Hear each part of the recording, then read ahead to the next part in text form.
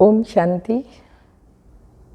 आज बाबा के 10/3/2022 के साकार अनमोल धारणा युक्त महावाक्य हैं। मीठे बच्चे, भगवान जिसे सारी दुनिया याद करती है। कितनी नशे की और खुशी की बात है कि भगवान जिसको सारी दुनिया याद करती है वह तुम्हारे सन्मुख बैठा है। तुम ऐसे बाप से पूरा वर्षा ले लो, भूलो मत। जितना याद करेंगे उतना अधिक वर्षा मिलेगा, तो भूलो नहीं ऐसे बाप को।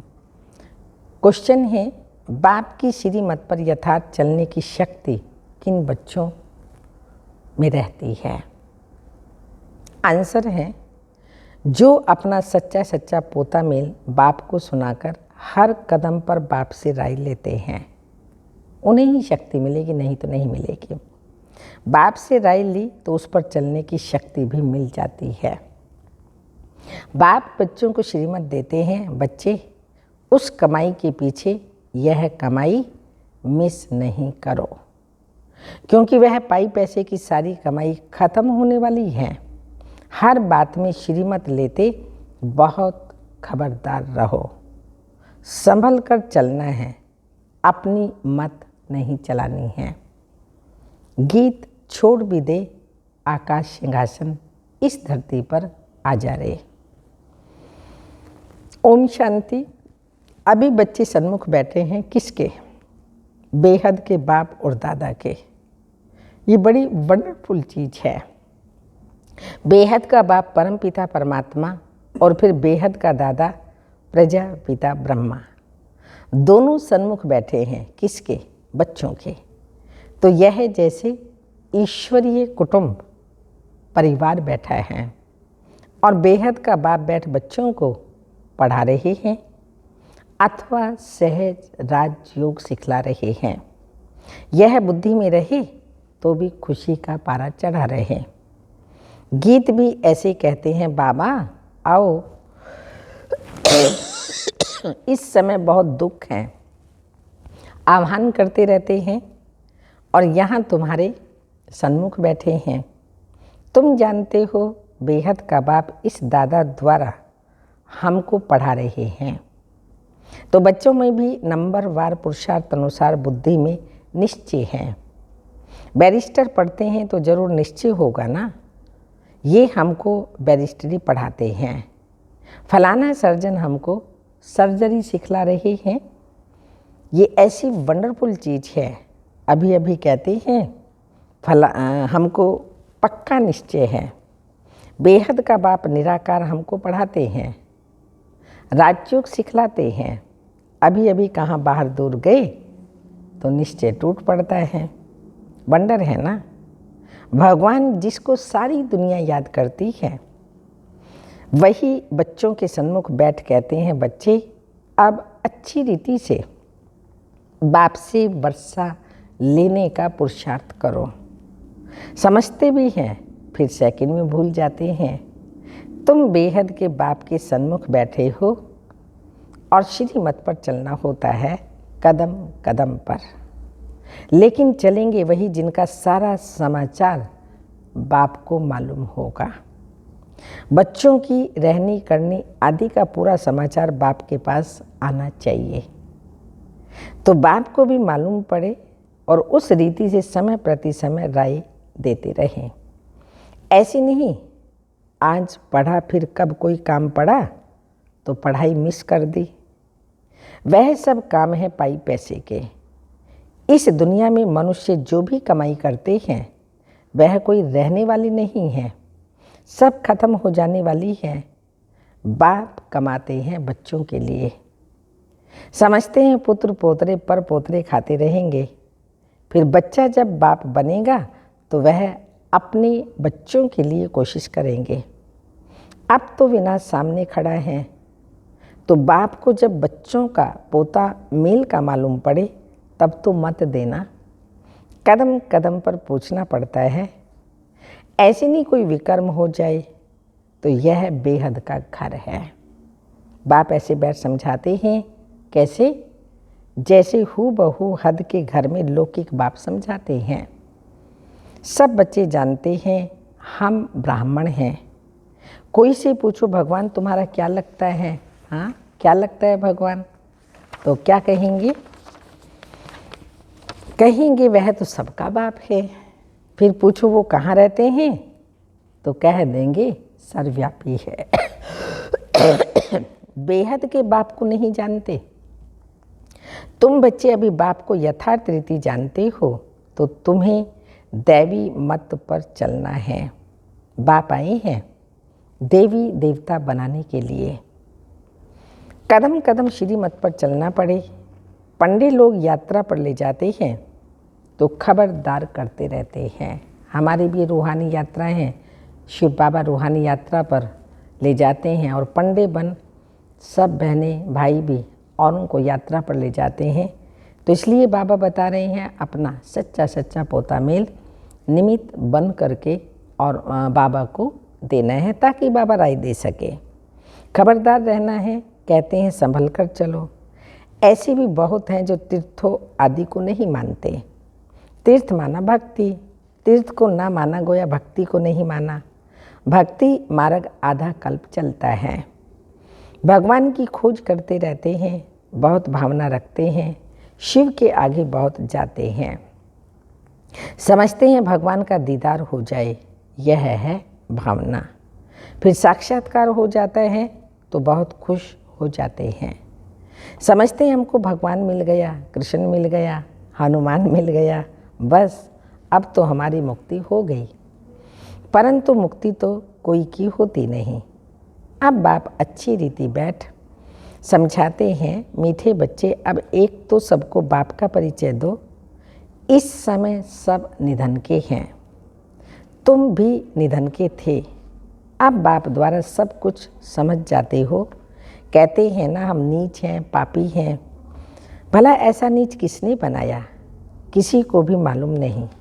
कोई भी अपने को मूर्ख नहीं समझते। ये ड्रामा अनादि बना हुआ है, सबको नीचे जाना ही है, भ्रष्टाचारी बनना ही है। तो ख्याल करना चाहिए हम भगवान की फैमिली हैं, भगवान हमारा बाप है, तो ज़रूर हम विश्व के मालिक होने चाहिए। फिर हमारी ऐसी दुर्गति क्यों हुई, ये किसी की बुद्धि नहीं चलती। एक तरफ कहते हैं परमात्मा सर्वव्यापी है, दूसरे तरफ कहते हैं शांति कैसे स्थापन हो। तो मूंझे पड़े हैं, कॉन्फ्रेंसेज करते रहते हैं, समझाने से भी समझते नहीं। उन्हों को समझना है अंत में। तुम बच्चों को योग में रहकर कर्मातीत बनना है, तुम ही संपूर्ण निर्विकारी थे, फिर बनना है। बाकी जो इतने धर्म हैं वो सतयुग में नहीं होंगे। जो सतयुग में थे वही बहुत समय से अलग हुए हैं। उनके लिए कहा जाता है सिक्की लदे।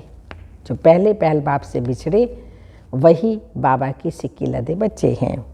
आत्मा परमात्मा अलग रहे बहुकाल। आदि आदि कौन सी आत्माएं पहले पहले परम धाम से यहाँ पाठ बजाने आई? कौन सी आत्माएं आई? पहले पहले आती हैं देवी देवता धर्म की आत्माएं पाठ बजाने। उन्हों को ही अपने धर्म में लाना होगा। तो बाप कहते हैं उनके लिए ही आना पड़ता है, साथ में सबके लिए ज़रूर आना पड़े, क्योंकि सबको मुक्ति देनी है। अब देवता धर्म है नहीं, उनका ही सैपलिंग लगता है। कोई किस धर्म के कोई किस धर्म में चले गए हैं, वही निकल पड़ते हैं। ये धर्म की स्थापना कितनी वंडरफुल है। तब तो कहते हैं हे प्रभु तेरी श्रीमत गति सदगति की बड़ी वंडरफुल है, जो कोई समझ ना सके। देवी देवता धर्म की स्थापना कैसे होती है, इतना समय जो पतित देही अभिमानी बने हैं उनके लिए फिर देही अभिमानी बनना है। इसमें मेहनत लगती है, घड़ी घड़ी भूल जाते हैं। बाबा कहते हैं उठते बैठते मुझे याद करो। विकर्मों का बोझा तुम्हारे ऊपर बहुत है। सुख भी तुमने बहुत देखा है, दुख भी तुमने बहुत देखा। अब फिर दुख से तुमको सुख में ले जा रहा हूँ, तो श्रीमत पर चलना पड़े। ऐसे ही सुख में नहीं जाएंगे जब तक बाबा की पूर्ण रीति से श्रीमत पर नहीं चलेंगे। और फिर औरों को भी याद दिलाते हैं। सृष्टि चक्र का राज समझाना बड़ा सहज है, उनको ही त्रिकालदर्शी कहा जाता है। बाबा ने समझाया है, बोलो भगवान के तुम बच्चे हो ना। भगवान है स्वर्ग का रचयिता, तो भगवान से ज़रूर स्वर्ग का वर्षा मिलना चाहिए। ये बात तुम ही जानते हो और तुम ही पूछ सकते हो। कहते हैं ईश्वर ने पैदा किया तो तुम ईश्वर के वारिस होने चाहिए। ईश्वर बाप स्वर्ग का रचयिता, फिर तुम नरक में क्यों पड़े हो? यह तो तुम जानते हो हम पहले स्वर्ग में थे। रावण ने हमको नरक में ढकेला है। रावण क्या चीज़ है यह भी कोई जानते नहीं। तुम याद दिला सकते हो, भारत ही प्राचीन स्वर्ग था और भारतवासी स्वर्ग के मालिक थे। अब ही भारत नरक बना है, ये खेल बना हुआ है। रावण राज्य और राम राज्य आधा आधा है, ये खेल है। फिर उनके बीच में क्या होता है वह भी डिटेल बैठ समझाते हैं। कोई कोई बच्चे निश्चय बुद्धि हैं जो समझते हैं हम बाप के सामने बैठे हैं। बाबा त्रिनेत्री त्रिकालदर्शी त्रिमूर्ति हैं। ब्रह्मा विष्णु शंकर का भी रचयिता है। त्रिमूर्ति शिव के बदले त्रिमूर्ति ब्रह्मा का नाम रख दिया। अब त्रिमूर्ति का रचयिता ब्रह्मा कैसे हो सकता है? गाते भी हैं ब्रह्मा द्वारा स्थापना, शंकर द्वारा विनाश, तो रचयिता जरूर कोई दूसरा होगा ना। इतनी छोटी बात को भी कोई समझते नहीं। शिव बाबा ब्रह्मा द्वारा स्वर्ग का वर्षा देंगे और क्या देंगे? विष्णुपुरी कौन स्थापन करते हैं? ब्रह्मा विष्णुपुरी अर्थात लक्ष्मी नारायण का राज्य बाप शिव बाबा ब्रह्मा द्वारा विष्णुपुरी अर्थात लक्ष्मी नारायण का राज्य स्थापन कर रहे हैं, यह भी किसी को मालूम नहीं है।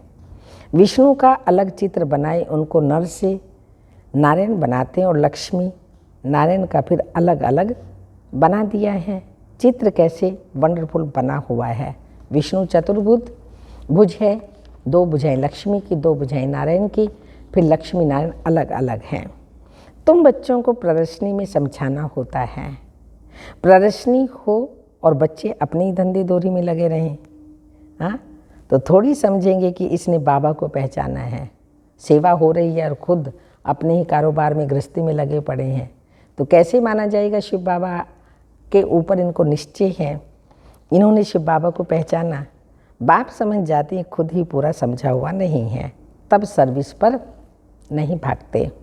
नहीं तो झट सर्विस पर भागना चाहिए। अंधों की लाठी बने हो गोया खुद ही अंधे हैं। हाँ, बने हो तो अच्छी बात है, नहीं बने तो गोया खुद ही अंधे हैं। बाबा को जानते नहीं। किसी को कहना थोड़ी होता है कि तुम सर्विस पर जाओ, आप ही आना चाहिए। बाबा हम सर्विस पर जा सकते हैं, आप परमिशन दो। बाबा जानते हैं कौन कौन सर्विस कर सकते हैं।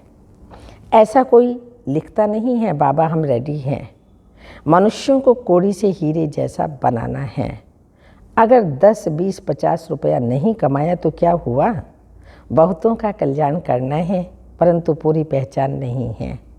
कोटों में कोई जानते हैं। हमारे पास भी थोड़े बच्चे हैं सर्विसेबल, जिनको टेलीग्राम करके बुलाना पड़ता है। आप ही नहीं कहते बाबा हम तैयार हैं। पुरानी बात बाबा बता रहे हैं, जो बाहर दूर होते थे उनको टेलीग्राम करके बुलाते थे, जो सर्विसेबल बच्चे थे।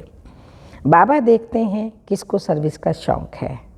मनुष्य जो जानवर मिसल बन पड़े हैं उनको देवता बनाना है, तो तुम बच्चों को निरअहंकारी बनना है। हेड में तो बड़ी नम्रता चाहिए। बाबा कितना निरअहंकारी है, कोई कोई बच्चों में बहुत अहंकार है। जैसा कर्म मैं करूँगी मुझे देख और भी करेंगे, उसका दंड उसकी अवस्था गिर पड़ेगी। अगर हम ऐसा कोई कर्म करते हैं कभी खुश नहीं वो आत्मा रह सकती, और उसका दंड यही है, अवस्था उसकी कभी अच्छी नहीं रहेगी। कभी किससे कुछ करेगा, कभी किससे अपनी अवस्था को बिगाड़ता रहेगा, तो वो अवस्था पर पड़ेगी। बाबा कहते हैं बच्चे तुम्हें सब कुछ अपने हाथ से करना है। बाबा कैसे साधारण रीति से पढ़ाते हैं। मनुष्य तो समझते हैं मैं सर्वशक्तिमान हूँ। शिव बाबा के लिए समझते हैं वो सर्वशक्तिमान, क्या नहीं कर सकते, परंतु बाबा कहते हैं मुझे सर्वेंट बनकर आना पड़ता है। कहते भी हैं हे ज्ञान के सागर, पतित पावन आओ, सुख के सागर आओ, आकर हम पतितों को पावन बनाओ। बाप को आकर ऐसी सर्विस करनी पड़ती है जो पतित आत्माओं को, पतित दुनिया को पावन बनाना होता है। कहाँ आकर रहना पड़ता है, कैसे कैसे विघ्न पड़ते हैं। लाखा भवन को आग लगाते थे, सभी प्रैक्टिकल में हो रहा है। लक्की बाबू, दादा लेखराज ये नाम था बाबा का। तो जब बहुत बंधन हुए तो वहाँ भी आग लगाई, शास्त्रों में फिर इसका गायन है। बाबा तो सारे पार्ट को जानते हैं, हम नहीं जानते। बाप कहते मुझे आना पड़ता है, भगवान खुद कहते हैं मुझे गाली खानी पड़ती है। सबसे जास्ती गाली मैं खाता हूँ। भक्ति मार्ग में भी गाली ही देते हैं। 3 पैर पृथ्वी के भी नहीं मिलते, फिर भी कितना निरअहंकारी पने से पार्ट बजा रहे हैं। मम्मा बाबा बच्चों को सिखलाने के लिए सब कुछ करते हैं। कितना नीचे उतरना पड़ता है। पतितों को पावन बनाना है, मूत पलिती कपड़ को धोना है। तो धोबी भी है, सोनार भी है, सबको गला गला कर सच्चा सोना बनाते हैं। अच्छा, मीठे मीठे सिक्के लदे बच्चों प्रति माता पिता बाप दादा का याद प्यार, गुड मॉर्निंग, डायमंड मॉर्निंग। रूहानी बाप की रूहानी बच्चों को नमस्ते। हम रूहानी बच्चों की रूहानी माता पिता बाप दादा को याद प्यार, गुड मॉर्निंग, डायमंड मॉर्निंग, ओम नमस्ते। धारणा के लिए मुख्य सार हैं, बाप समान निरअहंकारी नम्र चित्त बनना है। अपनी सेवा अपने हाथों से करनी है। किसी भी बात में अहंकार नहीं दिखाना है। इतना देह अभिमान आ जाता है, इतना अहंकार आ जाता है। बाबा ने कहा कोई भी बात है, जैसे मैं निराकारी, निर्विकारी, निरअहंकारी हूँ, तो हमें भी बाबा के समान ऐसा बनना है। सेकंड पॉइंट है, सर्विस के लिए सदा तैयार रहना है। सर्विस के लिए स्वयं को आप ही ऑफर करना है। कोड़ी जैसे मनुष्य को हीरे जैसा बनाने की सेवा करनी है। वरदान, संपन्नता के आधार पर संतुष्टता का अनुभव करने वाले सदा तृप्त आत्मा भाव। जो सदा भरपूर व संपन्न रहते हैं वो तृप्त होते हैं। चाहे कोई कितना भी असंतुष्ट करने की परिस्थितियाँ उनके आगे ले आए, लेकिन संपन्न तृप्त आत्मा संतुष्ट करने वाले को भी संतुष्टता का गुण सहयोग के रूप में देंगे। ऐसी आत्मा ही रहमदिल बन शुभ भावना, शुभ कामना द्वारा उनको भी परिवर्तन करने का प्रयत्न करेगी। रूहानी रॉयल आत्मा का यही श्रेष्ठ कर्म है। स्लोगन, याद और सेवा का डबल लॉक लगाओ तो माया आ नहीं सकती। याद और सेवा का डबल लॉक लगाओ तो माया आ नहीं सकती। अमृत वेले की पॉइंट है, बाप दादा तो अमृत से हर बच्चे का भाग्य, अमृत वेले से हर बच्चे का भाग्य देखते रहते हैं कि कितने प्रकार के भाग्य हर आत्मा में नोंधे हुए हैं। अमृत बेला ही भाग्य ले आता है। रूहानी मिलन का भाग्य अमृत वेले ही ले आता है। हर कर्म में आपका भाग्य है। देखते हो तो बाप को, ये आंखें मिली हैं बाप को देखने के लिए, कान मिले हैं बाप से सुनने के लिए, तो भाग्य हो गया ना। हर कर्म इंद्री का भाग्य है। पाँव मिले हैं हर कदम पर कदम रखने के लिए। ऐसे हर कर्म इंद्री का अपना अपना भाग्य है। कर्मचारी है ना सारे, तो इनका भी अपना अपना भाग्य है। तो लिस्ट निकालो कितने भाग्य सारे दिन में प्राप्त होते हैं। बाप को देखा, बाप का सुना, बाप के साथ सोया, बाप के साथ खाया, सब कुछ बाप के साथ ही करते हो। सेवा की तो भी बाप का परिचय दिया, बाप से मिलाया तो कितना भाग्य हो गया। अच्छा, ओम शांति।